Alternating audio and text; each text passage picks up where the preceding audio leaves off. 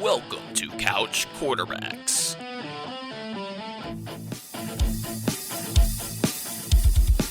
What is going on, everybody, and welcome to the Couch Quarterbacks podcast. I'm Andrew Rochford. With me, to my right, as always, is Ben Steinberg. Stein, say hello to the people. Hello, people. I am Ben Steinberg, and we are here today to talk about Week 7 coming up in the preview. NFL. We're almost halfway done. Well, 8.5, I guess. We're a couple weeks away, but we're getting close to the halfway point of the season. So, as we mentioned, pretty much every single week, it seems like it's been flying by.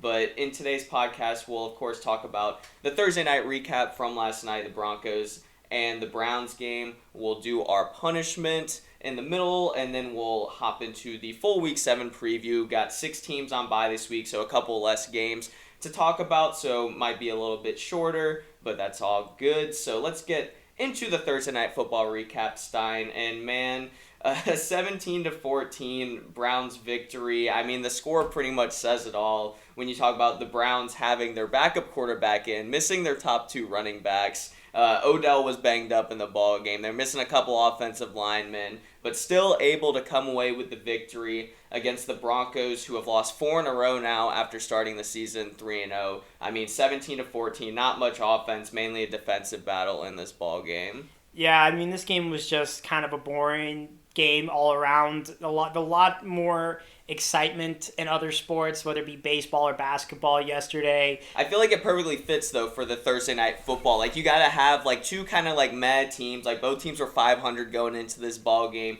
Got a couple injuries going into, so it ends up being, like, a close ball game in the end. But this is pretty much, like, what you expect, like, when you think of a Thursday night football game. Yeah, definitely. I mean, this is, even though the Browns have been trending upwards, the fact that all their injuries are kind of causing them to be more middling now than what they were. And it puts them kind of on pace with the Broncos. So on paper, this looked like a better matchup because the Broncos, we saw, especially at the beginning of the season, again, I mean, even against bad teams, they weren't terrible. Of course, they're on a snide lately, and I think that's also going to put Mr. Vic Fangio on the hot seat right now. Which is crazy when you talk about a team that started out 3-0 to have their coach on the hot seat now 4 weeks later. Yeah, I think Fangio might be, number 2 or 3 gone this season.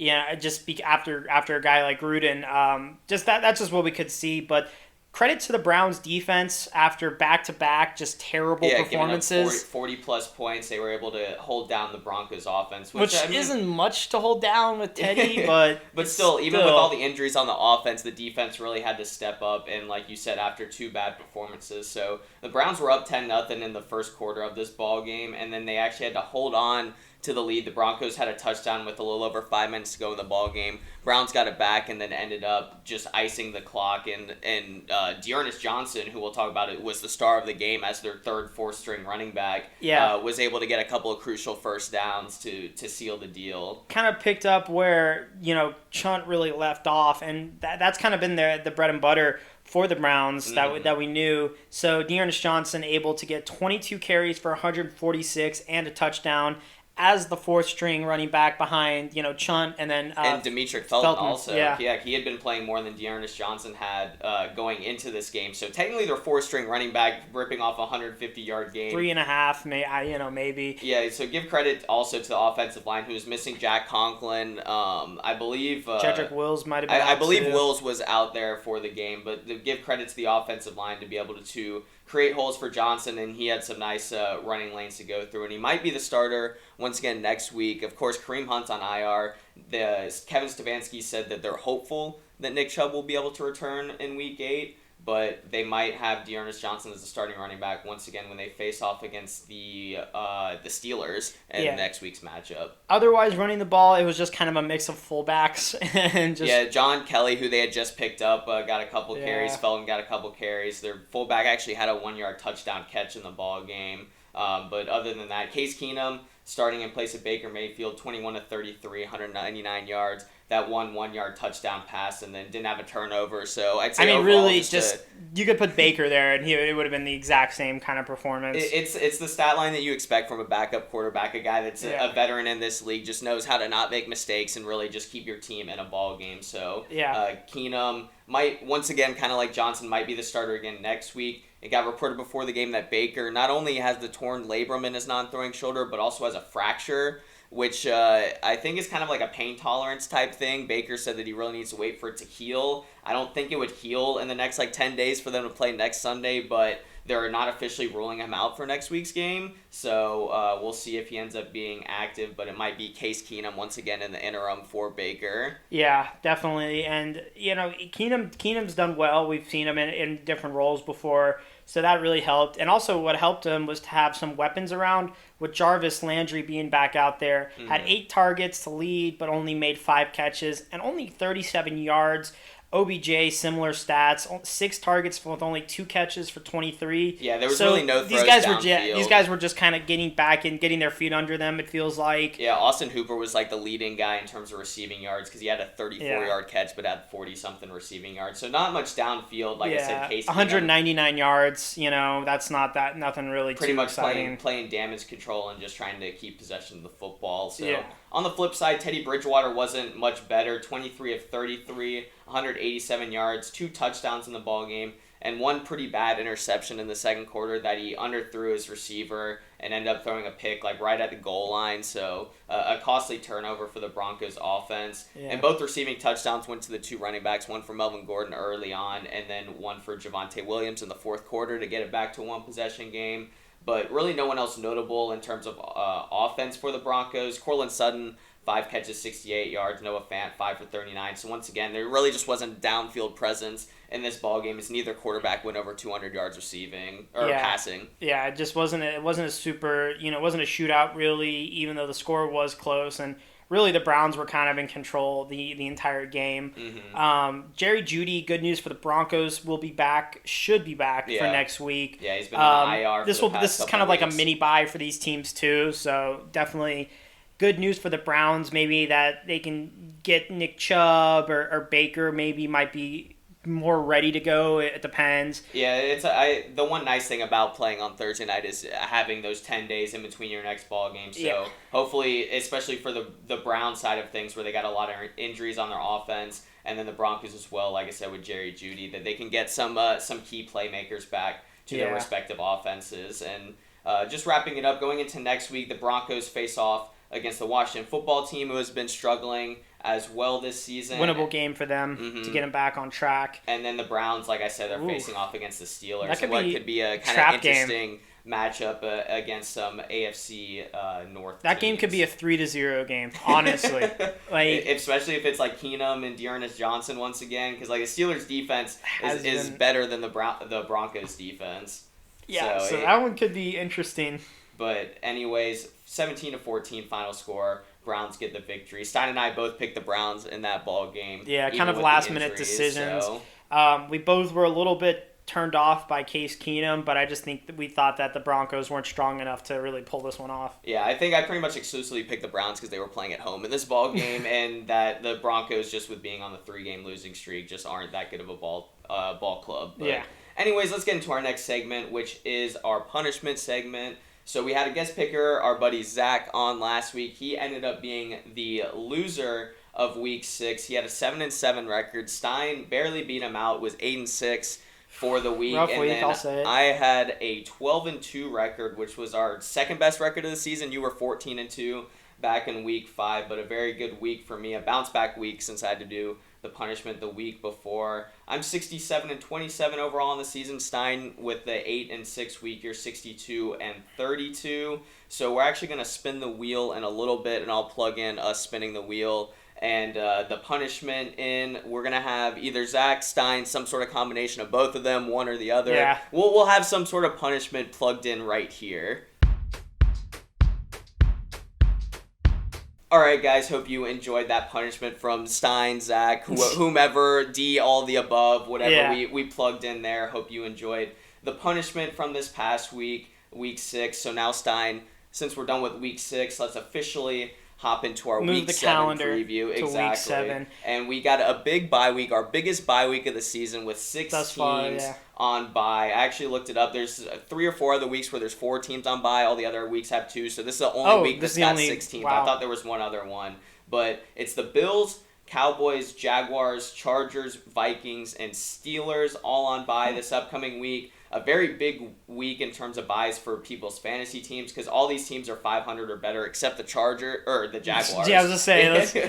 Let's get the right team. The Chargers a very good team. The Jaguars not so much. So every other team is 500 or better besides them. So definitely going to need some streaming options. We'll help y'all out with that this upcoming week to fill in for some of those other key players that you're going to be missing.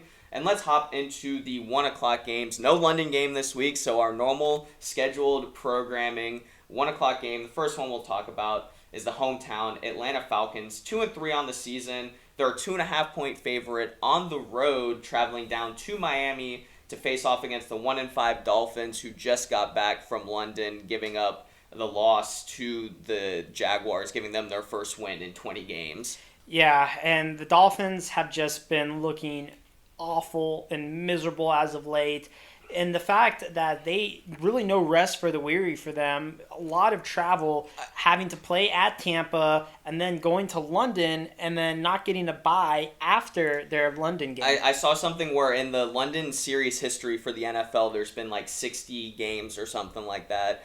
In 55 of the 60 games, the teams have had a bye afterwards. So this is only the 5th occurrence of a team not having a bye after their London game. And the Dolphins back in 2017, I believe, were one of the teams that didn't have a bye. And they actually went on a 3-game winning streak after the London game. So definitely looking for some good luck like that from a couple years ago. Because like you said, Stein, this team is on a 5-game losing streak after winning their first game of the season by 1 point. It's just been rough without having Tua, even though he came back last week, had a decent game. Still ended up losing to the Jaguars, so they need to find some sort of answer to get this team back on track. Because once again, like we mentioned, this was supposed to be one of the better teams in the AFC and in the NFL this season. Yeah, they were definitely an AFC wild card for sure, but right now looking like not the case for them, and just hasn't been working on both sides of the ball. Luckily for them, this is a winnable game against the Falcons.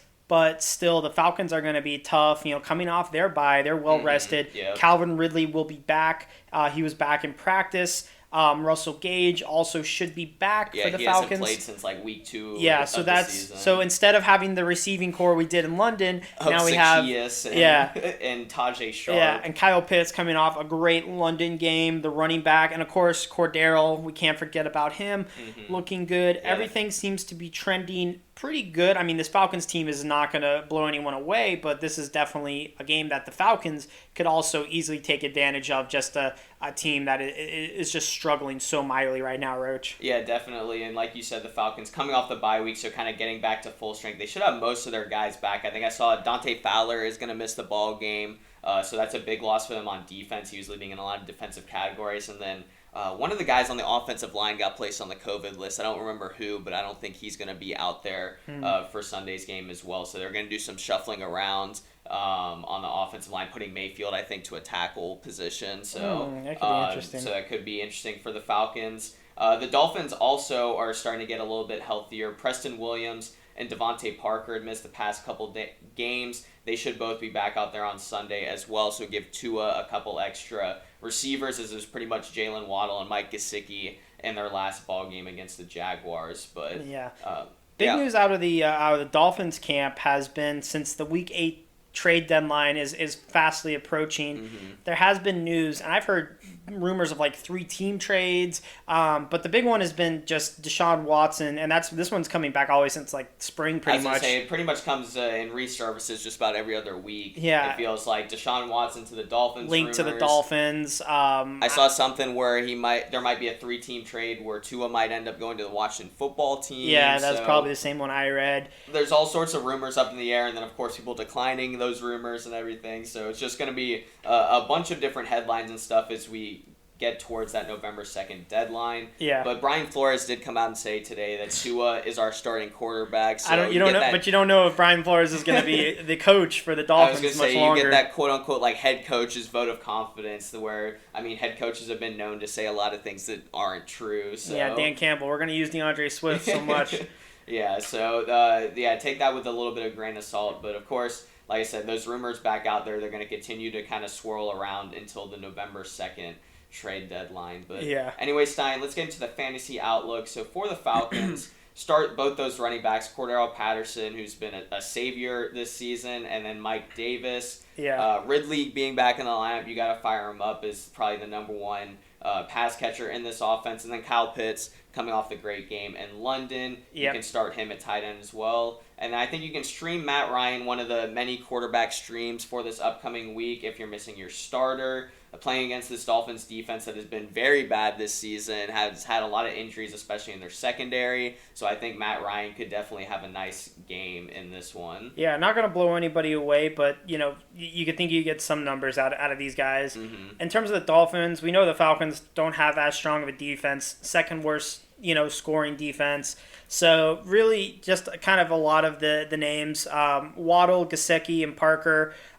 Whereas Parker might be a little bit iffy just because he was injured. Mm-hmm. Tua could be a potential stream option, especially with all those quarterbacks out. Yeah, did have a 300-yard passing game against the Jaguars. His first, I think. The Falcons' defense isn't much better, so I think he's definitely a streamable guy as well. Yeah, and then the running backs kind of been all over the board. We've seen Gaskin have an amazing performance, and then we see him last week where he had 5 points. The Dolphins are one of the worst rushing teams in the league this season, so Gaskin's definitely your best option between Ahmed and Malcolm Brown because he's a pass-catching guy. I did see the rankings for Falcons defense. The Falcons actually pass defense is surprisingly better than the rush defense. Okay, pass defense is upper around 15 or 16, whereas the rush defense is in the bottom 20s. Well, usually it's been the rush defense in the past couple of years. Yeah, it's been with Grady up there. Bad defense, but okay. But I think Gaskin is still your best option just because he's going to be the one. Yeah, he can be a pass catcher too. So overall in the ball game, Stein and I both ended up picking the Falcons in this one. I mean, the Dolphins are just still reeling. The Falcons at least having the bye week and then also coming off a victory in London. So maybe just a little bit of a hotter team. That was my thought process. And it's nice for the Falcons because the Dolphins have just been struggling. Also, no guest picker this week, y'all. I was going to ask my dad to do it, but my dad is actually not feeling too hot. He was not up for the idea, so we'll probably have one next week. I was going to say, we could add him on next week or down the road. Yeah, so we'll have another guest picker. Just us mano-y-mano this upcoming week. Yeah, get back to basics. Yeah, so let's hop into the next ball game in our 1 o'clock window. And man, if you love offense, you should love this ball game. It's the 3-3 Chiefs, rematch a 4.5 of many a playoff game recently against the 4-2 Titans. The Titans at home in this ball game. Like I said, this is two teams with two terrible defenses, but two explosive offenses. When you talk about the Chiefs, Mahomes, Tyreek, Travis Kelce, and then of course Derrick Henry on the rushing end for the Titans. Yeah, and the Chiefs have just looked human this far in the season. They are favored on the road, 4.5 point favorites against the Titans. Titans coming off a very impressive win against the Bills. Yeah, very impressive on Monday Night Football. The Chiefs coming off of a victory as well to move them back to 500 on the season. So it should be a great offensive matchup. Some of those key offensive players, though, might not be active for either team. Tyreek Hill has been dealing with a quad injury the past couple weeks. He didn't practice on Wednesday or Thursday, but I got a report a little bit ago saying he did practice on Friday, so he gutted it out last week and still had a great game with 9 catches, 76 yards, and a touchdown. So expect him to be out there. Not as much downfield dealing with the leg injury, so becomes more of a possession receiver, so you might not have that high ceiling of Tyreek Hill, but he'll still put up some consistent numbers for you. Yeah, for the Titans, Julio Jones, shocker. Just been limited in practice, considered 50-50. I mean, he made an amazing catch that everyone was talking about in that Monday night game. He ended up getting injured in that ball game late in the third or fourth quarter. Yeah, I mean, he's getting up there. A.J. Brown also still dealing with food poisoning. Apparently, the quote he used was, "My body is rejecting any food I eat," which you never want to hear from somebody. Yeah, exactly. So that's what he was questionable going into the Monday night game with the food poisoning. Apparently, still dealing with kind of the after effects of it. So he's gotten in some limited practices. I think he's missed a couple practices this week as well. But I think if he played last week, I think he should be out there once again on Sunday. He actually had a great second half in that ball game. So especially if Julio's out, expect him to be the number one target for Ryan Tannehill. But really what this Titan offense is going to be mainly run through is going to be Derrick Henry. Mm-hmm. And literally I use that run through like very loosely because the guy has just been is on pace to break the single season rushing record right now and leads the leagues with 10 rushing touchdowns, 5 straight 100-yard rushing games. And against this Chiefs defense, we don't expect anything to really change. Yeah, it's shocking to say that this has probably been the best stretch of Derrick Henry's career, and we've seen like some great moments from Derrick Henry over the past couple seasons. So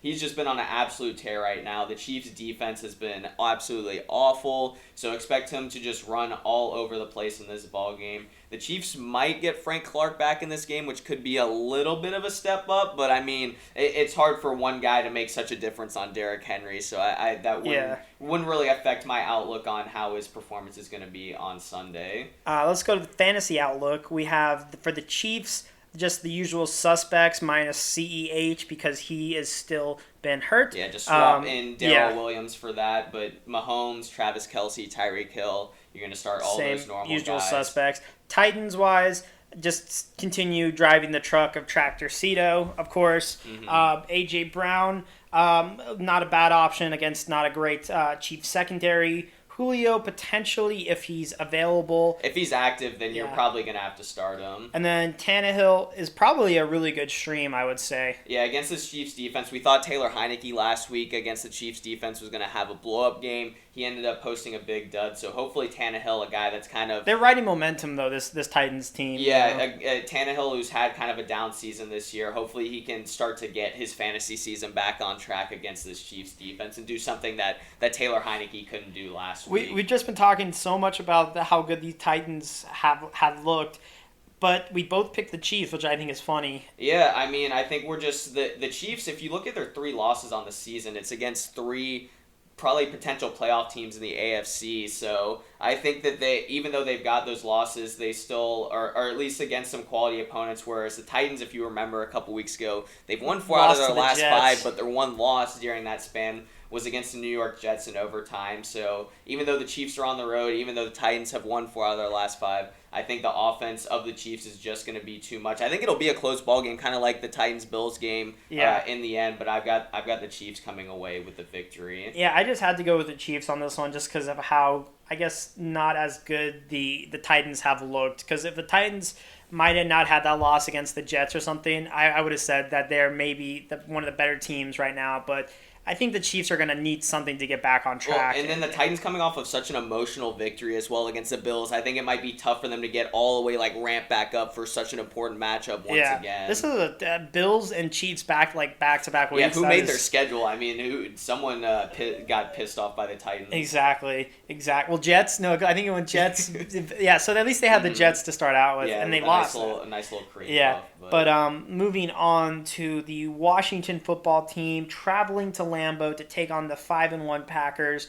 7.5 favorites the Packers are, and this one, it's like the line should be bigger just right now. Yeah, that's what his team's going in 2 opposite directions. The Packers won 5 games in a row after that Week 1 performance against the Saints. Washington football team, like the Dolphins, 2-4, or like the Dolphins, have underperformed this season. They got a 2-4 record, a team that made the playoffs last season and kind of hung with the Tampa Bay Buccaneers. And to make matters worse, they're banged up all over their offense in terms of their skill players. Terry McLaurin, Antonio Gibson, Ricky Seals-Jones all have gotten in limited sessions of practice this week, all dealing with their own injuries. And that's not to mention Curtis Samuel. Yeah, he's going to be out this upcoming week. Gibson said he's confident he'll be able to play. Terry McLaurin, who got injured at the end of last week's practice and played last week, he should be out there. And then Ricky Seals-Jones, I saw, did get in a full practice today, so he should be out there on Sunday. But definitely some guys that may not be at 100% in this offense, which is definitely troubling against an okay Packers defense, but just an offense for the Packers that is so good. Yeah, and this Packers team, besides, of course, that Week 1 dud, has just been trending in just such a positive direction. Aaron Rodgers, 12 touchdowns, 1 pick during this current 5-game winning streak, and Devontae Adams has just been a man. I mean, what do we expect from Devontae Adams? The 46 receptions, which is tied for first in the league, leading the league with 668 receiving yards. Yeah, a bunch of touchdowns as well. Joined by just a good running back of Aaron Jones and A.J. Dillon. Other guys are getting involved with Cobb and Tanyan, adding a little bit, Yeah, like we mentioned in our recap show from last week, David Bakhtiari has been practicing this week, so hopefully he'll be back out there, so just some more protection for Aaron Rodgers and just that offense in general. Yeah, and this Washington football team, besides their offensive injuries, defensively is the worst scoring defense in the NFL. Behind the Falcons are in front of them, but they're number 32, and so they're just going to struggle against a team like I think Aaron Rodgers and Devontae Adams could combine for like 50 or 60 fantasy points both. Yeah, that's what I mean. Devontae Adams had a 200 receiver performance a couple weeks ago, so definitely not out of the realm of possibilities for him to do that once again.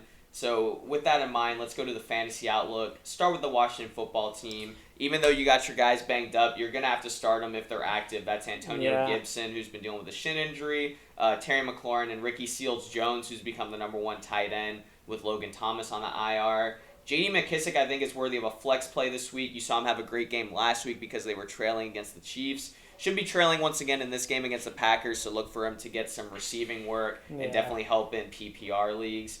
And then this is probably one of the weaker streams in terms of quarterbacks, but I think you can still stream Taylor Heineke. Remember, the biggest thing last week is he didn't have any rushes, and that's kind of what he's known for and what his value is as a fantasy quarterback. So if he can at least start to run the ball with some success, then I think he could be worthy of a stream. But some of those other guys we mentioned, I think, are definitely better names. It's a desperate stream, Roach, really. And just even though the Packers' defense isn't super, super good, it's just the fact that the Packers are going to have the ball a lot, and they're going to have to play very down and very uninspired football, really, against just a wagon in the Packers, what they're going to be doing. You're going to have to hope for some garbage time touchdowns. Exactly. Maybe like garbage a time rushing might touchdown. save.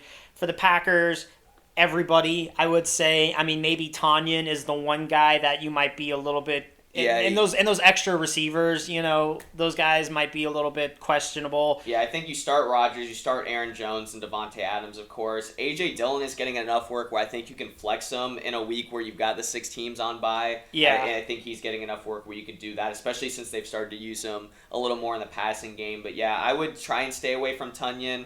Stay away from Randall Cobb, Allen Lazard. Yeah, Allen Lazard. Because it really Mercedes Lewis. The offense funnels through those like core 3 or 4 guys. Yeah, so we both have the Packers in this one, and this one probably going to be a lapper, like a 30-3 kind of deal. You know? And as we keep going through these games, there's a lot of games with a pretty wide wide spread. A lot of chalk this week for us. There's a lot of potential for blowouts. But let's move on to our next game. That's going to be an AFC East battle, the second meeting of these two teams already. I think this might be the first like official finishing of a matchup. You know, this is the first time that I think you're right, Stein, and that's the 1-4 Jets traveling to Foxborough to face off against the 2-4 Patriots. Patriots a 7-point favorite at home. This is a rematch from Week 2 between these rookie quarterbacks, Mac Jones, Zach Wilson. Yeah, Patriots won 25-6 in that first one, and we saw Zach Wilson have the worst game of his very young career with Zach and Mac, but they spell it completely different, with 4 interceptions for Zach Wilson in that Week 2 matchup. Yeah, Belichick getting Zach Wilson again to just mess around with a Patriots team that lost to a Cowboys team, but just played a very inspired game that we saw. Yeah, we saw probably the best game of the season from Mac Jones, just really able to start connecting on some downfield throws. So. Yeah, and the Jets, coming off their bye into Foxborough, not going to help much. Zach Wilson has improved since the last time they played. Still didn't have a great game against the Falcons defense, which we already talked about as but also also the previous matchup against the Titans was definitely an improvement for him. But he's still not putting numbers like Herbert numbers or Lamar Jackson-esque numbers. Yeah, that's what in rookie season. I was gonna say Mac Jones has definitely been the best quarterback so far in the rookie season. season, but that's not saying a whole lot comparatively speaking to what some of these other rookie quarterbacks have been doing when you talk about Zach Wilson and Davis Mills and Trevor and Trey Lance playing in just one game this season. Yeah, so... And Justin Fields as well. Oh, yeah, Justin Fields. I knew there's one other guy that I was forgetting who doesn't produce anything on offense. So, I think this is just going to come down to the classic, Patriots imposing their will over the Jets. Even though the Patriots are 2-4, the Jets are 1-4. Records are similar. Mm-hmm. Patriots are far and away the better team. When you look at the history of this matchup over the past 10 seasons, the Patriots have won 11 straight matchups versus the Jets and 19 of their last 21 meetings. So this is just historically, Bill Belichick has been absolutely dominating the Jets. Yeah, it's just been... he has their number, and let's kind of get into the fantasy outlook for this game. Really, with the Jets, not a lot of options that we really like. There's not a whole lot of options on either side. Yeah, I mean, maybe a little bit better on the Patriots side. Definitely. Because we did see Damian Harris really emerge. But, Michael Carter... He's their running back one. He's their running back one, definitely getting the most carries. You saw he had a touchdown in the London game against the Falcons. So once again, with the bye weeks, I think he's at least worthy of a flex, maybe running back 2. But then the pass catchers, Corey Davis, Jamison Crowder, both flexes as well. It's not ideal matchups, especially against the Patriots. But I mean, you might have to start him if you don't have any other options on your team. Yeah, and then for the Patriots, Damian Harris is a good start. Jacoby Myers still looking for that touchdown. Literally just getting him called back. But still the number one receiver for the Patriots team. Yeah, Brandon, I don't expect what's his name, Kendrick Bourne to do what he did. Nelson Aguilar. Yeah, to really have what he had last week. Hunter Henry really has emerged as the tight end one for them. So he's probably a nice little start you can put in there. And then the Patriots defense, so we saw 4 picks in the last performance and a bunch of sacks, so really could have similar numbers. Yeah, the Jets offense, we've mentioned, is one of the bottom in terms of the league, just putting up touchdowns, yards, and all that, so Patriots defense definitely and Mac Jones could be a flex, potentially. Yeah, I think stream. I think he's kind of a deeper stream as well. Yeah. You're talking about in that, like, Taylor Heineke, if you're, like, really desperate to have a starting quarterback, then maybe get Mac Jones. Yes, and we both take the Patriots in this one. Yeah, I mean, you could see a similar score to the 25-6 that it was in week 2. Yeah. We have the Panthers traveling to the Meadowlands, taking on the Giants. Panthers 3-point favorites. Back-to-back, just bad games for the Panthers. This is a game where they can get things rolling again. Yeah, that's with 3 straight losses after their 3-0 start, so kind of similar to the Denver Broncos in that regard. But yes, facing off against a Giants team that's been absolutely decimated by injuries, especially on the offensive side of the football. To the list. Yeah, so we'll start off with the Panthers. And Matt Rule having to say that he's still bought in on Sam Darnold because he's been one of the worst quarterbacks over these past 3 weeks after being one of the better quarterbacks and one of the bigger surprises the first 3 weeks of the season when they started out undefeated. And I think really the biggest thing for him is I think it shows like how much he's missed having Christian McCaffrey in this offense. Yeah, back-to-back stinkers from Darnold, really, even after a close game against the Vikings last week, but just... Yeah, really, it didn't have anything until that touchdown to tie the game on the last drive. Yeah, he's gonna have to be more efficient and better. We saw with his legs he was trying to do a little bit more, and definitely having McCaffrey is gonna help. But they're really, the Giants. This Giants team should be a nice time for him to at least get more comfortable and a little bit better. Yeah, hopefully. I mean, we talk about their offense just being killed by injuries. Their defense isn't good at all either, so this is definitely a get-right game for Sam Darnold. Hopefully he can get Chuba Hubbard involved, get DJ Moore involved, Robbie Anderson, all those guys on offense involved for this Panthers team. Yeah, and now let's get into the injury report for the Giants. And it's kind of like a who's who of injuries for them. Exactly. They just got a rotating door in terms of guys on offense being in, guys on offense being out. So. Yeah, literally my sleeper app has just been about Giants injuries this week. Only Giants injuries, but the guys that have been ruled out for Sunday are Kenny Golladay, Saquon Barkley, which we knew Saquon would Kadarius be. Toney. I mean, all three of those guys were pretty much leaning on the wrong side of questionable anyway. Yeah. Galladay and Barkley had missed the last game. Tony was the only one that probably had a chance, but getting injured the last game. Yeah, he aggravated his ankle injury. So all three of those guys are out. So that means Devontae Booker will once again be the starting running back for the Giants. And then for the guys that are questionable for this game, that is Sterling Shepard, Darius Slayton, John Ross, and Evan Ingram. All those guys are questionable. Shepard came back last week and was their leading receiver, but he apparently aggravated his hamstring injury, so that's why he's questionable for the ball game. Darius Slayton has missed the last 3 games, and then John Ross, Evan Ingram have been battling their own injuries, so there could be a potential wide receiver core of Darius Slayton if he comes back, John Ross, Dante Pettis, who remember had 11 targets last week, and then Colin Johnson, a guy that they signed who was released by the Jaguars right before the season started. Oh, goodness. Yeah, and that's just never going to work, especially for a guy like Daniel Jones. I was going to say, and people wonder why Daniel Jones is so bad. You saw how bad of a game he had last week. Yeah, and these are the potential people 2 fumbles he's going to be throwing to. It's just not going to be good for him. And a Panthers defense that has been pretty successful overall. Mm-hmm. A little bit underrated, I would say. A great defensive unit. And they also Matt Rule said that he's optimistic Stephon Gilmore, who they traded for from the Patriots a couple weeks ago, that he could end up playing in this ball game. So that would be an even bigger boost to get him out there. Of course, they acquired C.J. Henderson a couple of weeks ago from the Jaguars as well. So a very underrated defense playing against a banged-up offense for the Giants. Should be a recipe for success for the Panthers to get back on track in this season. Yeah, fantasy-wise, just pretty much with the Panthers. Chuba Hubbard, not really high on him, but I guess if he's the only option they have running the ball. I was going to say, he's their number 1 running back. He's going to get about 85% of their carries and just touch volume, so definitely going to start him against the Giants' defense. DJ Moore, hopefully going to keep doing what he's been doing despite recent struggles.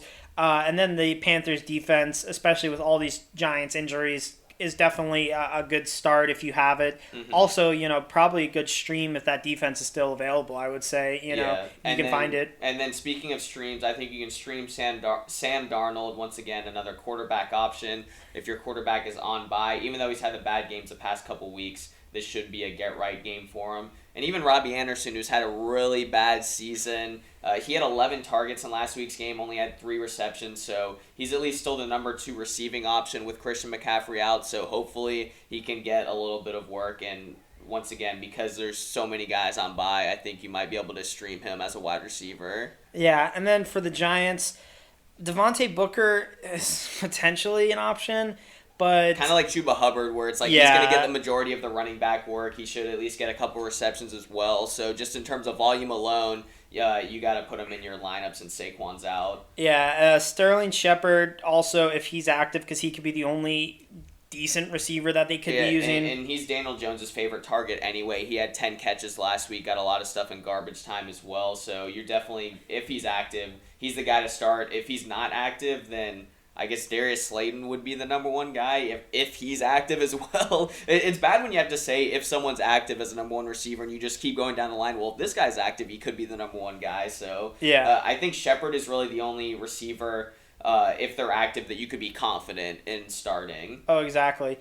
And then for Danny Dimes, against a really good Panthers pass defense, I would after bad performance, I think there's better options at quarterback that we've already mentioned as stream options. Daniel Jones having such a bad game last week, missing so many weapons on offense. They have a bad offensive line. I think it's just best to avoid him and go after another option if you got to stream a quarterback. Yeah, I'm probably gonna, because I have him. I'm probably gonna find something else. Try and pivot elsewhere, but there's better. We both have the Panthers in this ball game. We already mentioned how this should be a get-right game for their offense. And their defense should shut down the Giants' just absolutely decimated offense. Yes. All right, moving on. Bengals taking on the Ravens in Baltimore. Ravens are 6.5 favorites. Kind of a big for a matchup that really looks good on paper. I was going to say, this is probably the best game on paper. A 5-1 Ravens team against a 4-2, kind of a surprising 4-2 Bengals team. So 2 teams above 500, and definitely in the at least the wild card, and then for the Ravens for their division, that sort of conversation. On the Bengals side, they're getting Samaje Perine back. He was activated off the COVID list, missed last week's ball game. Of course, it comes when Joe Mixon had 154 scrimmage yards and a touchdown last week, but he should slide back into that number 2 running back role. Chris Evans will go back into the running back 3 role, but just another option to just try and limit Joe Mixon, as he's had a pretty big injury history, just to kind of keep him fresh in the ball game. Yes, and then for the Ravens running backs, Latavius Murray did not practice this week, probably not going to be playing. Also going to be missing Sammy Watkins. Yeah, who didn't play last week. Yeah, who was out last week. So that kind of gets Hollywood Brown and Rashad Bateman more availability. Devontae Freeman, probably going to be the running back 1. I mean, we saw touchdowns for their veteran rotation of running backs between him, Latavius, and Le'Veon Bell. So he should get the first crack in terms of carries, but then also expect Le'Veon Bell and Tyson Williams, who's been missing. active like every other week. He should be active for this ball game and should have some sort of role in it. You've seen the Ravens, who are still, even without their running backs, have been one of the better rush offenses in the league with Lamar as well. So expect them to at least get the run game going in this ball game against a Bengals defense that is nothing special. Yep. Fantasy-wise, Burrow's been looking good. Don't expect him to really deviate much, even against a pretty good Ravens defense. Mixon is going to be the main guy, like him out there. And also just the litany of receivers that they have between Boyd, Higgins, and, of course, Jamar Chase, who's probably going to have his signature, 50-yard catch. 50-yard hopefully catch. For a touchdown if you got him. But, yeah, definitely in terms of confidence, I think it would be Jamar Chase, number 1. T. Higgins, who is kind of had 2 down weeks since he came back from the injury, so I put him as a number 2. And then Tyler Boyd, who only had 1 catch last week, I think he's definitely the 3rd option. But I think still all 3 are startable. But in terms of the confidence you have in them, I think it goes in that order. Yeah, and then for the Ravens, you got to stick with Lamar running the ball and passing as he has been. I was going to say the passer, Lamar, who's had a couple of 300-yard passing games this season. Hollywood Brown has definitely had his issues, but is still looking like he can get some touchdowns potentially. He's got like 4 drop touchdowns on the season. Mark Andrews also really. It was National Tight End Day yesterday. Oh, I did not realize that. Either yesterday or it was Wednesday, so National Tight End Day. And Mark Andrews actually said that he's looking to perform, for the national. Well, he's had back-to-back great games, so expect for him to try and keep that streak up, and especially since he's got a celebration now. Yeah, and then I'm not as high on their running backs. I don't care who they have, either Devontae or Le'Veon Bell. So you could really. It's gonna be a tough sell to try and stream one of them, just because it's kind of unknown who's gonna be the lead guy. Yeah, a lot of people are just basing it off last week, where Devontae Freeman was the first guy up once Latavius Murray got injured. So I'd say if you're gonna stream one of them, which I actually got to stream one of them this week, so I would say Devontae Freeman would be the guy to stream. And then I think Rashad Bateman is also worthy of a stream. You saw him make his NFL debut last week, was tied for the team lead in targets, so should really take over a number 2 spot for them. I was going to say, it just balances out this offense really well with already having Mark Andrews, having Hollywood Brown, so there's really no place where they can kind of like double cover someone because there's so many different options that they have. So we both taken the Ravens with this one, and I think this is a kind of game that in a bubble or in a vacuum could be a blowout. Not a blowout, I mean, like, could be like a high-scoring affair. But because it's divisional, these guys are going to be motivated. It's going to be on the line. Yeah, grudge match. I think it's not going to be a defensive battle because these offenses are too strong. So I think this is going to be like our classic, like 27 to 25, 24 kind of game. Yeah, and just close, but the Bengals, pretty much all their games this season have been pretty close, Stein. So I feel like this could be, like you said, with being a divisional game, like the Bengals could be tied for 30 first to 27. In the division. So 2 great offenses. Ravens have the advantage on the defense, so and the Ravens, just from being able to win such ball games against such great teams this season. You saw what they did last week against the Chargers. Yeah. I've got the Ravens in this one. This is the kind of game that's going to hit the over like exactly like on the nose, and is going to tie for everyone. So no one's going to win any money, but no one's going to lose any money. I guess if you break even, then there's definitely worse things in the world. So. Yes. All right, the 4 o'clock slate, which this has got to be some of the worst 4 o'clock slates we've seen in a while. At least we have 4 games. They have a weaker 1 o'clock window. We only had 3 4 o'clock games last week, so we're back to the 2 4:05, 2 4:25. Which in such a small week compared to other weeks because we have all those buys. The fact we have 4 o'clock, it's just weird scheduling. Yeah, but at least the good thing about like I said, the 4 games back, but the bad thing about it, Stein, is that 3 out of the 4 games, there's at least a 12.5 point difference in terms of the favorite of the ball game. So let's get to the one that's actually predicted to be close, and that's the Eagles at 2-4 on the season, traveling to Vegas to face off against the Raiders, 4-2. Raiders a 3-point favorite at home in this ball game. Raiders, one of the teams that started out 3-0 this season, had lost their last 2 ball games and then ended up beating the Broncos last week. Rich Bisaccia getting his first win as the interim head coach of the Raiders with John Gruden out the door. So looking to try and build off of that victory. Yeah, this is kind of a low key pretty uniform matchup. A lot of people don't like the Eagles green, but I think the Raiders black and that would look pretty good. I'd much prefer the Raiders uniforms compared to the Eagles, so maybe a little bit more one sided. But I can see that. I think anything in that stadium just is going to look good. Yeah, true. So this is in Las Vegas, so we are seeing another game there. Really, the name of the game for the Eagles was they did lose Zach Ertz. He was traded to the Cardinals for some draft picks. Yeah, got a 5th rounder. Yeah, Dallas Goedert, now off the COVID list, is taking over that.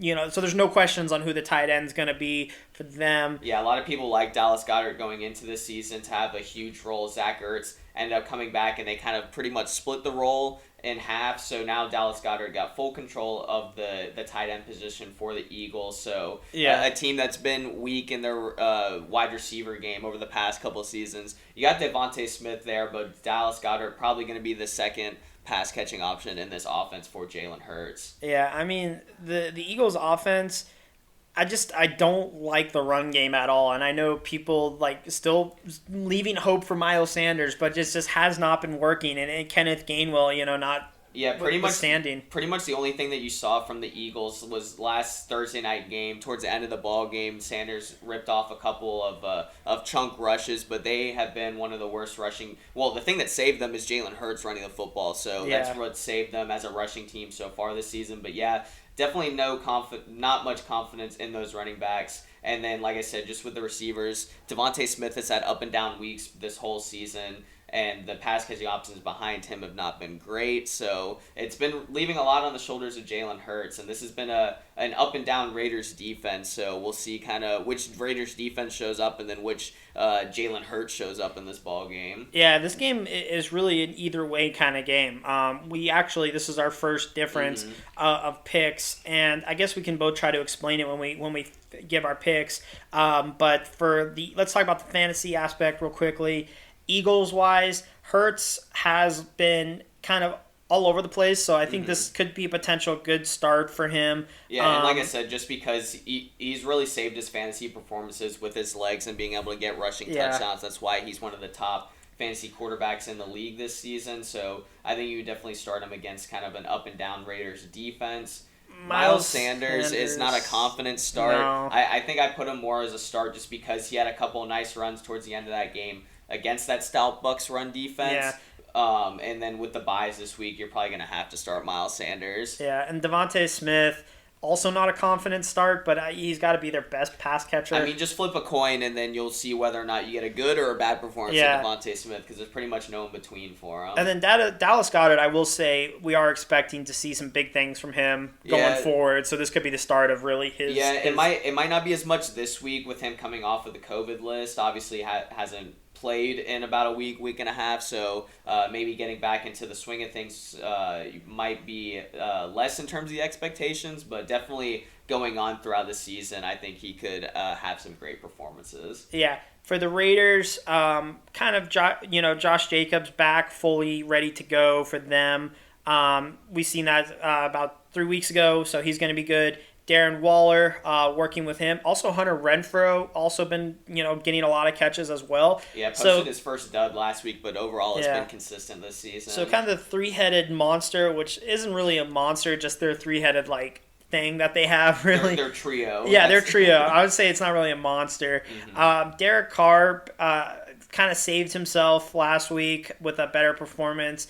And then Henry Ruggs also looking good in the passing game. Yeah, Henry Ruggs kind of like Devontae Smith, where it's going to be like a flip of a coin whether he has a good or bad performance just based on can he catch a long pass and if it's for a touchdown in the ball game. He hasn't been consistent. Yeah.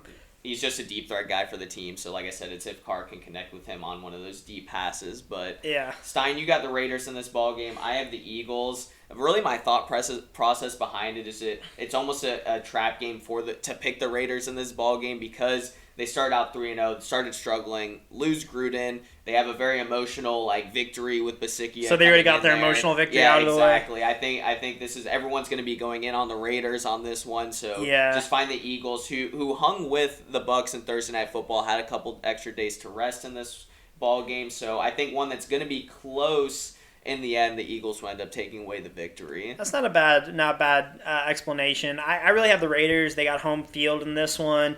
And I will say that I think Carr has still been slept on. And I think he could work pretty good. I will say this Eagles defense is also underrated. It's also underrated. Especially with the cornerbacks that they have. I think they could match up well against these guys like Renfro and Ruggs and all that. But I think at the end of the day, I think we're just not... People aren't all in on Derek Carr, and I think that's a mistake, and I think that they're going to be able to get it done in a close one, and that's why I've taken the Raiders. Yeah, I mean, this is one where I think at the end of the day, once we see the final score from this game, if the Raiders end up winning, I'd be like, okay, I could definitely see them winning this ball game. If the Eagles end up winning, I'd be like, okay, I could definitely see you can make a case for both teams. Yeah.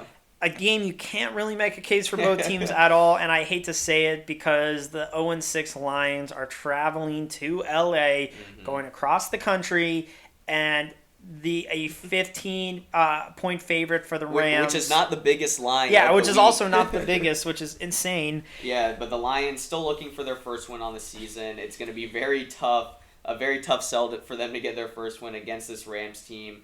5-1 on the season. Pretty much the only thing that you could say and could kind of sway you to believe in the Lions is that it is a double revenge game. Matthew Stafford, Jared Goff. So maybe Jared Goff's got some magic up his sleeve against the team that he helped lead to the Super Bowl, and his 200-yard performances, maybe he could bump that up to a 400-yard, 4-touchdown performance. But not against this Rams defense. Probably not likely. And Dan Campbell was cited and been saying that if this team is going to win, that Jared Goff's going to have to step up his performance. I was going to say, he definitely called out Jared Goff in his post-game press conference after last week's ball game. Yeah, which against this Rams defense and a definitely better coach team in the Rams is going to be hard. And I think this one's just going to be ugly. It's going to be boring, and it's just going to be garbage time for the Lions. They might get another sad field goal or a touchdown, and I hate to say it, but they're going to move on to 0-7, Roach, and I want them to get a win, but this is not going to be the time they're going to get a win. Yeah, exactly. Hopefully down the road they'll have a much easier competition, maybe someone in the division or something, like against the Bears. Against the Bears, maybe like a random Vikings win, just something like that. For the fantasy-wise, let's just say the Rams first because I'm going to have a hard time trying to explain the Lions, guys. Yeah, Stafford, Rams fire up pretty much everyone. That's Stafford, important. Henderson, got to love Cooper Kupp, Robert Woods, Bobby Trees, I love that nickname. Tyler Higbee, of course, and a defense that's just going to have its way. Maybe some garbage time touchdowns for the Lions at the end. But still expect Jared Goff to have a couple turnovers. Get some sack. Get sacked a few. Maybe a defensive touchdown as well, so you're firing up the Rams defense for sure. On the Lions side, it's going to be pretty short and sweet. You'll start DeAndre Swift and then start TJ Hawkinson. Swift because he's a number one running back and then also the pass catching back, so should get some PPR points. Yeah. TJ Hawkinson finally had a decent week once again last week. He's their number one pass catching option, so you're going to start him at the tight end position. And a very deep value stream is Amon-Ra St. Brown, who I guess if you have to label someone as the number one receiver for this Lions team, that's going to be the guy that you're going to label it as. But you might see a lot of shadow coverage from Jalen Ramsey on him, so who knows for the rookie if he's actually going to have a good game. Once again, if you're starting him, if you have to start him, you're going to hope for some garbage time work for him. And then I don't think Jared Goff really is something. He's been struggling. And even in the revenge game, don't start Jared Goff. Yeah. All right, and now the biggest probably difference of all the games is the 1-5 Texans traveling to Arizona to take on the undefeated Cardinals. 17.5 point favorites. J.J. Watt revenge game, Roach. Yeah, I did. I forgot all about that. J.J. Watt, DeAndre Hopkins revenge games against this Houston Texans team. So the undefeated Cardinals, the last No undefeated. B.O.B. No Yeah, B.O.B. no Bill David O'Brien. Culley. You got David Culley there, but yeah, the undefeated Cardinals, the last undefeated team left on the season, should easily move to 7-0 against this lowly Texans team who hasn't won since week 1 against the Jaguars. Pretty much the most notable thing on the Texans side going into this game is a guy that hasn't even seen the field this season. yeah, guy who's not even recorded a stat for them. Yeah, who we mentioned earlier with Deshaun Watson, the trade rumors going around once again. So we'll continue to monitor that and see if he actually ends up getting traded, if some of these rumors are true, before that November 2nd deadline. The guy that will be starting, Davis Mills, the rookie quarterback, will make another start. Tyrod Taylor still inching closer to his return from the hamstring injury. I think next week will probably be the week where we see Tyrod Taylor once again and maybe have a slight more glimmer of hope. Take it from 17.5 to 15.5 yeah, or something. in terms of them actually getting another victory on the season. But, I mean, there's not much to talk about. The Texans are bad. The Cardinals are good. That's pretty much how you can sum it up for this ball game, and it should show from the final score. Yeah, and a lot of people aren't still comfortable with the Cardinals, and this win isn't going to exactly prove anything for the Cardinals. Yeah. But it definitely should be a time for just Kyler for them to pad stats. Yeah, Kyler to cook. Because now that Russ is gone, someone's got to cook in the NFC West, and I think Kyler's the new cook. I think the running backs are going to have some fun for the Cardinals. Receiving wise, I like everyone again, and also their defense, which has also been kind of underrated. The Cardinals' defense. Yeah, in terms of the receivers, definitely most confident in DeAndre Hopkins. Christian Kirk, who actually led the team in targets last week, probably second most confident in him. And then AJ Green gets about 6 targets every single ball game, so you're third on him. And then Rondale Moore is definitely last in terms of confidence in the receivers. And I would sit Zach Ertz just based on it being his first week with the team. He doesn't know the offense. Still getting acclimated with the playbook, and then just all the weapons that they already have on this team. Like, there's just so many mouths to feed. So I would sit Zach Ertz in this ballgame. But I think down the road, he's definitely got some start potential. Yeah. For the Texans, the same song and dance as every single week. Start Brandon Cooks, who is somehow still fantasy relevant and that's on this about it. terrible offense. I put Mark Ingram as the most desperate of a desperation flex, just because even last week when they were getting destroyed, he had 18 carries in the ball game. So he's the guy that does get red zone work. If they end up somehow finding their way in the red zone, get the ball at the 1 yard line, hope he can fall into the end zone for a 1 yard touchdown. And I only put him on there just because of the 6 bye weeks. If you absolutely need somebody to start at the running back David Johnson position, revenge game. Yeah, I forgot about that as well. But other than Brandon Cooks, you're not going to have any sort of confidence in any other guy in the Texans. Yeah, we both took the Cards. Just it's pretty much self-explanatory. Yeah, it's easy. We don't even have to explain. All right, the Bears are now going to Tampa Bay to take on Tom Brady and the Tampa Bay Buccaneers. It's a 12.5-point swing towards the Bucs. And this is going to be a case of just the Bucs defense just imposing their will on a Bears offense that I don't think can fight their way out of a paper bag, Roach. Yeah, once again, the Bears offense being one of the worst on the season. Justin Fields just hasn't been putting up the numbers as their starting quarterback. They're without David Montgomery, maybe without Damian Williams once again in this ball game. He missed last week's game. He was on the COVID list. He's unvaccinated, so he has to miss 10 games. The earliest that he could come back is Saturday, so I don't even know if they would start him on a short week where he'd be activated the day before the ball game. So you might see more Khalil Herbert, who had a great game last week. Led the team in carries, Yeah, 19 carries, 97 yards, and a touchdown against the Packers. But they are facing off against the Bucs defense, who, of course, we know is the best rush defense in the league. Vita Vea just stalwarting the middle of the field. So could be some tough sledding for Khalil Herbert, and it would be a tough start for him if he was the only active running back. Yeah. On the Bucs side of the football, they've already announced that Gronk and Antonio Brown are both out for the ball game. Antonio Brown sprained his ankle in last week's victory. Gronk's still dealing with the rib injuries. And then on defense, Levante David, Richard Sherman are also going to be out in this ball game. So a couple of pieces missing for the Bucs, but I don't think it should make much of a difference. It just, on offense, means more work for Chris Godwin, Mike Evans, Ronald Jones, Leonard Fournette, Giovanni Bernard. Those guys. You know all the names on the Bucs. If they lose one or two guys, they've still got plenty of decent options out there. Yeah. And just poor Justin Fields is just without the ability to run the ball that they're going to lose. They're going to have to pass it, and they're really going to, even though the Bucs secondary is pretty battered. The Bears' offensive line is still terrible, so he's going to be running for his life. He's going to be making plays. some rookie throws. I see a few interceptions and a lot of sacks in his future. Yeah, so for the fantasy outlook on the Bears side, you're going to start Allen Robinson and Darnell Mooney. Like you said, the Bucs pass defense. The secondary has been killed by injuries, so this might be kind of like a last gasp for both of these guys as they both underperformed this season just with the Bears not able to pass the ball. And then I think whoever starts at running back, if Damian Williams is active, he'll probably be the number one running back. If he's not, then Khalil Herbert will be number one. That's going to be a desperation flex. Yeah. Just hoping that I might be sticking with Herbert. I was going to say, hoping they can get some pass-catching duties and just get a couple receptions because we know how good this Bucs defensive front is. Yeah, and then for the Buccaneers, Fire up everybody. Brady, Fournette, Rojo, Godwin, Evans, the tight ends, and then the Cameron defense. Brate, stream him, and then the defense against this terrible Bears offense. We both got the Bucs in this ball game. Kind of, like I said, just 3 out of these 4 games in the 4 o'clock window are pretty easy picks and who's going to win the ball game. Yep. All right, the primetime game, which is kind of an interesting matchup. 2 pretty similar style teams, both going to be running the ball a lot, and that is the Colts going to Santa Clara to take on the Niners.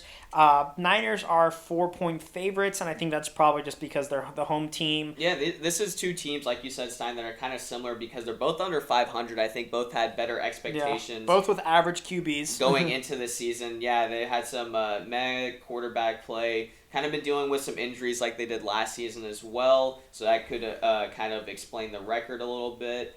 And speaking of some of the injuries, on the Colts side, T.Y. Hilton, who made his the first appearance of the season last week, came down with a quad injury, didn't practice Wednesday or Thursday. He says that he's going to be 50-50 to play in the ball game. They also lost Paris Campbell, who's been hurt pretty much his whole NFL career. Yeah. So look for Michael Pittman to be the wide receiver 1 once again, and then Zach Pascal to once again receive work just to have to step up because of injuries at the wide receiver position for the Colts. Yeah, and you think that what they're going to be doing is sticking with Jonathan Taylor just all the way, running the ball. Also with the Colts running backs, Marlon Mack wants to leave because he's not getting the work, buried behind, of course, Jonathan Taylor. Yeah, he's probably one of the biggest backs that's being looked at before the trade deadline. It's been rumored that the Chiefs, the Panthers, the 49ers, and the Saints are all interested in him. Of course, the 49ers are in it. They love collecting their running backs. I was going to say, really, he probably wouldn't be a starter for any of those teams, just probably more insurance than anything else for some teams that are looking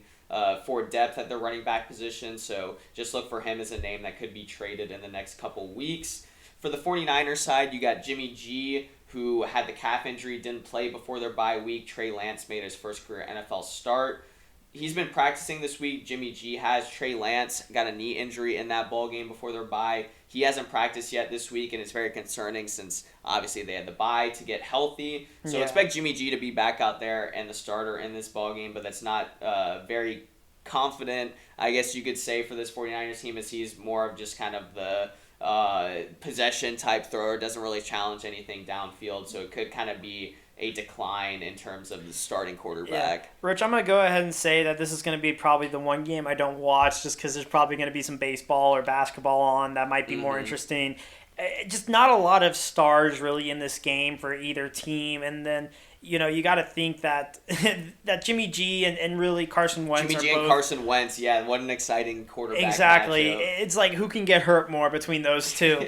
Carson Wentz has had 2 decent games the past 2 weeks. He has, but he's also made a glass. Made a glass. Yeah, exactly, and losing a couple of receivers that he might not have in this ball game. Yeah. But let's look at the fantasy outlook. So for the Colts, you start Jonathan Taylor, who's had Easy 2 start. great weeks the past 2 weeks. Michael Pittman should be the number one receiver because we're assuming T.Y. Hilton's going to be out in this ball game. So you're going to start him. And then start the Colts defense as well. Jimmy G, his first game back, like I said, is very uninspiring for this 49ers offense that will be without George Kittle as well. So you're going to start the Colts defense, who's been one of the better fantasy defenses this season. Stream Carson Wentz. I've been bringing up a bunch of streamable options with quarterbacks on bye. Once again, he's probably one of the lower ones in terms of options to stream this week, but I think still worthy of a stream just because he's had 2 decent performances the past 2 weeks. Yeah, for the Niners, Deebo Samuel, always looking good at receiver. Also stick with Mitchell. He'll probably be the number one running back on this team. But JaMychal Hasty might be back in this ball game, so it's always Shanahan a mixed bag of running backs. Hot hand approach. It's always a mixed bag of running backs for the Niners. I'm not sure about quarterbacks really for them. If it's Jimmy G, I'd stay away from it. If Lance, for whatever reason, ends up being active and being the starter, I think you can stream him just because of his rushing work. That's why he was so effective in the one start that he got. But yeah, if it's Jimmy G, I would just stay away from the quarterback in this matchup. Yeah, Roach, you took the Colts. I took the Niners. Another difference for us. I think this is our only... the only other one. Yeah, we only have 2. Week. I think I picked the Niners just because the Colts have to go across the country. I think that the Niners, I think it just match up a little bit better overall, even though the Colts have been playing a little bit better. I just have the Niners in this one. Yeah, this is another one, just like the other game we got different with the Eagles and Raiders, where I wouldn't be surprised whichever team ends up winning this ball game. I lean more towards the Colts just because Carson Wentz and this Colts team has kind of been riding a hot hand. Jonathan Taylor having a couple great games. 49ers, while they are coming off the bye week, Jimmy G is expected to be the starter, which is something that I don't like. I have much more confidence in Trey Lance, so that's why I lean more towards the Colts in this ball game. All right, now to the last game of Week 7, the Monday night game. Saints travel to the Seahawks. Saints are actually favored at 4.5 against the Seahawks, and I think that comes down to the injuries. To the injuries for the Seahawks, exactly. Yeah, and then the Saints coming off their bye week as well, so trying to get some guys back and healthy. Speaking of some of those guys, Taysom Hill still dealing with that nasty concussion that he suffered in their last ball game. He didn't practice this week, so don't expect their Swiss Army knife to be out there. Traquan Smith, who's been dealing with a hamstring injury all season, hasn't played yet. He practiced on Thursday, so he possibly will play. He'll kind of slide in with Marquez Callaway as their number one receiver in a very run-heavy offense. Yep. Deontay Harris, who's kind of acted with Callaway as the number one guy, he's dealing with a hamstring injury, didn't play in their last game, and he's looking unlikely to play in this one. But once again, their Saints offense is still going to funnel through Alvin Kamara. Yeah, hopefully that's what they're going to be doing because, usually when it's Kamara, they're looking good. And I know I said the Saints are like the roller coaster team, and if this was a full Seahawks healthy team, then yeah, I would say that they wouldn't have the chance. But, it's just the fact that the Seahawks are also battered, and Alex Collins, one of their Pete Carroll's favorite workhorse, has a do not practice from Thursday. Rashad Penny is returning from the IR, so he probably is looking like going to be the starter. I was going to say that's a man made of glass bones as well, going back to the last game that we were talking about. But so Chris Carson's on IR. Alex Collins may not play. They may have to go to the third string guy who just came off IR. So it could be some sort of mixed bag of Rashad Penny, Travis Homer, and DJ Dallas in this ball game, which against a decent Saints defense is not something you want to see. Geno Smith making his second start of the season. Russell Wilson still hurt, so it definitely downgrades their top 2 receivers, which, looking at the fantasy outlook, even though it downgrades them with Geno Smith at quarterback, you're still going to start Tyler Lockett and DK Metcalf. If Alex Collins is active, you saw him have a 100-yard performance last week, you're going to start him. If it's one of the other running backs between Penny, Homer, Dallas, they're too risky to start, in my opinion, against the Saints defense. I concur with that. For the Saints, Alvin Kamara, and also like their defense against this Seahawks offense, which if they were at full, I was gonna say if they were at full strength, definitely wouldn't like the Saints defense as much. But because they're with so many backups, Jameis could also be something you could start, especially with all the buys going on. He might be a good stream, and then Marquez Callaway. I feel like with the injuries for the receivers, and Taysom Hill not being out there probably would be a better option. Yeah, once again, the quote-unquote wide receiver one, so he usually gets the most targets. It's just a matter of can he actually do something, maybe get a touchdown with that. But we both have the Saints in this ballgame, I think mainly choosing them coming off the bye week, and then the Seahawks just dealing with all the injuries that they have. It is in Seattle, so that's at least something going for them. But I think the Saints are just too strong. Should be able to get out early and then use Alvin Kamara to really run out the clock. Yeah, I concur, Roach. So that's going to do it for Week 7. Like we said, just 2 games difference, so it could come down to a coin flip tiebreaker. But anyways, guys, enjoy your weekend of college football Saturday, NFL football Sunday. Be sure to follow us on Instagram at The Couch Quarterbacks. Be sure to like this video, subscribe to the YouTube channel. Stein, you got I don't actually have a college football game of the week because the Braves will be playing on Saturday, so it's an MLB game of the week. We're all focused on Game 6. Yes, Braves, the Dodgers. Dogs aren't playing on Saturday. They're getting ready for their matchup against the Gators on after Halloween, or before Halloween, excuse me. And really, I think game days in California, it's kind of an off week for college football as a whole. We're in the middle of the season, so not a whole lot of top 25 matchups. But for Andrew Roachford, Ben Steinberg, and we'll see you guys on the flip side. Deuces.